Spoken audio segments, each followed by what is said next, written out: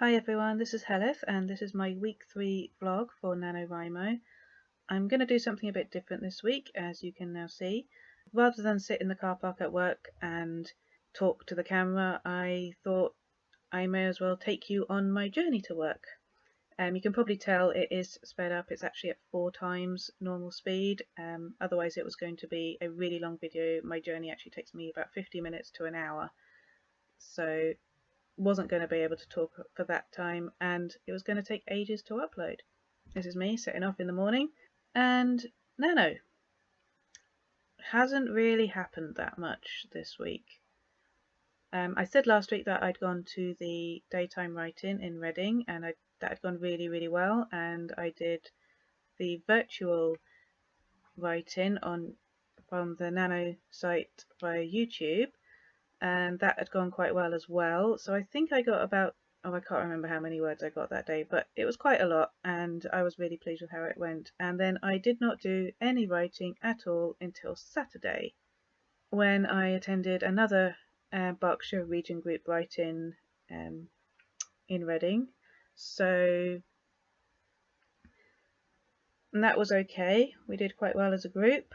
I think I got 700-800 words done, which wasn't bad because I was researching quite a lot of things that suddenly came up that I needed to know, which was quite annoying. And I've done a little bit since then. Monday I did a bit. I didn't do anything on Tuesday, and or did I?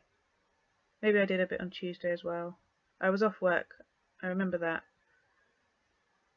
And then Wednesday I didn't do any. I know I didn't do any because I was working until 6, and then it took me over an hour to get home. Actually, the traffic wasn't great. There had been an accident somewhere, that not on my route, but somewhere, that made it take really long to get home. And then I went straight from work to the gym. And then when I got home from the gym, I had a really bad stomach acid attack, and I mean seriously, I was burning everywhere. So no writing happened.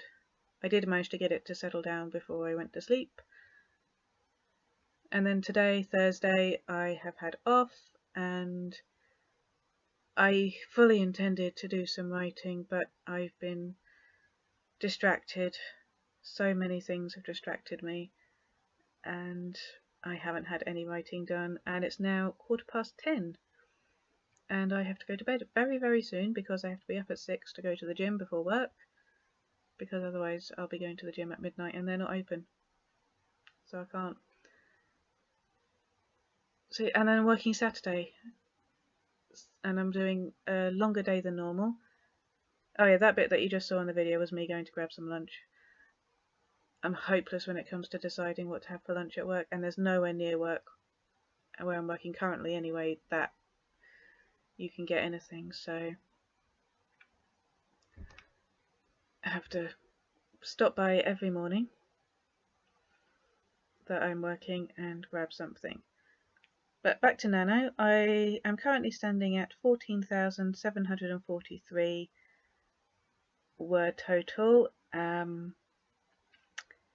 I don't think I'm going to win Nano this year. And I said last time it didn't really matter, and it doesn't. It really doesn't, because it's my first one, but it would have been nice, but it just didn't want to happen. This plot has been in my head for 7 or 8 years, and yet it hasn't given me any hints as to what I actually needed to find out in preparation for actually writing the story. It just kept going over and over the bits that I already knew in my head, and then I came to try and outline it, and it wouldn't tell me where it wanted me to go. So now I randomly have a bar fight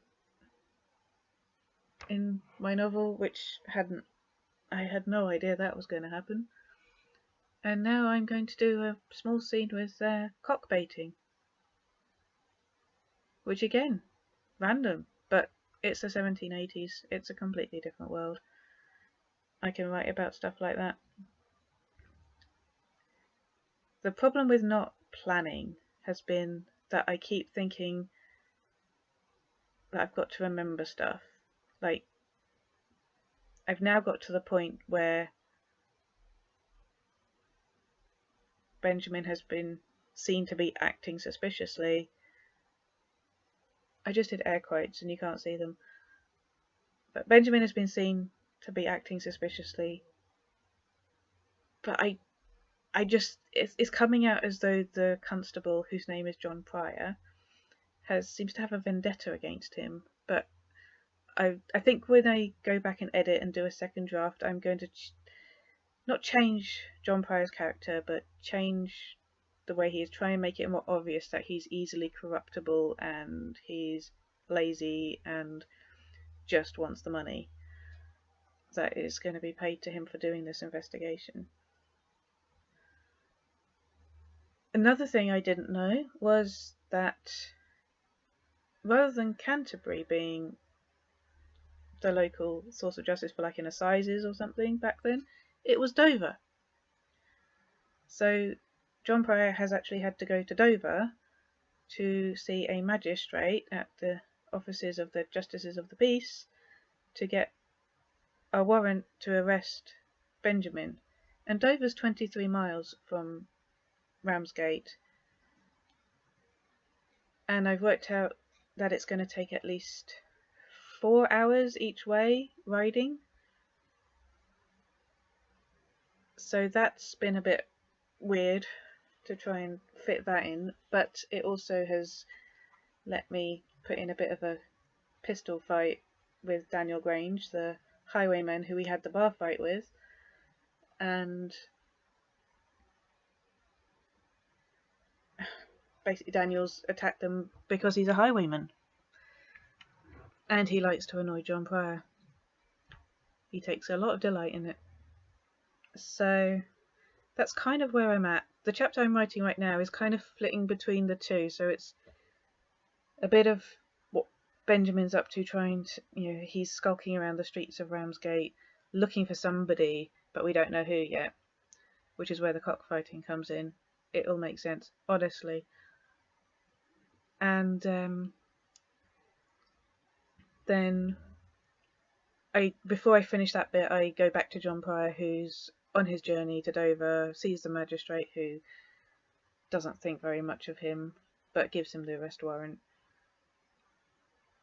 And then riding back in the dark, and you've got to be careful because between Sandwich and Ramsgate, 2 towns on the coast, there are salt marshes and mud flats, and there's no lights, obviously, so you've got to be quite careful about where you go. Hence they've gone a bit inland, which means that they are quite isolated and in the middle of nowhere, in the dark.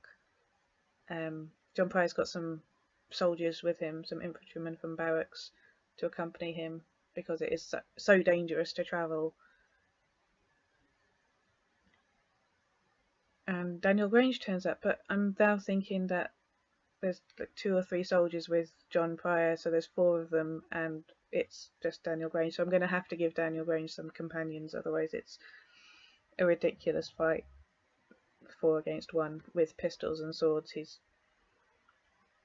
never going to be able to win that one, so I'm going to have to give him some companions. Although researching pistols of the time has been quite interesting. And I think we're nearly at work, because we're on the M4.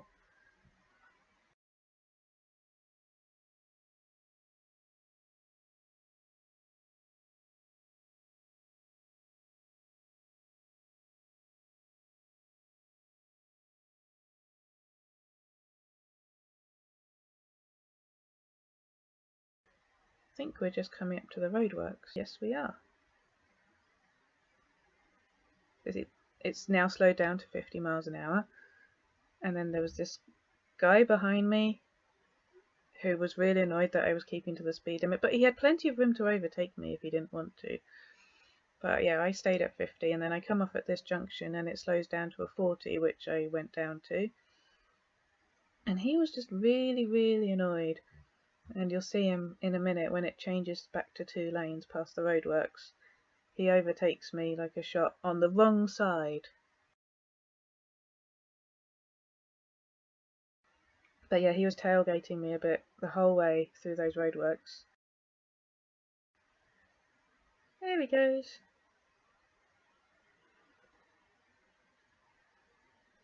So yeah, we've only got a little bit left of the journey to go. But that's roughly where I am. 14,743 words. I was hoping to get over 16,000 by last weekend, and it's nearly the following weekend. And working Saturday, I'm dog sitting the very bouncy, happy 6-month-old Labrador again on Sunday, so writing's not going to happen until the evening probably. So I'm going to have to reevaluate my goal. But anyway, that is it. Nothing much to add. That's why there's only one video this week. Bye.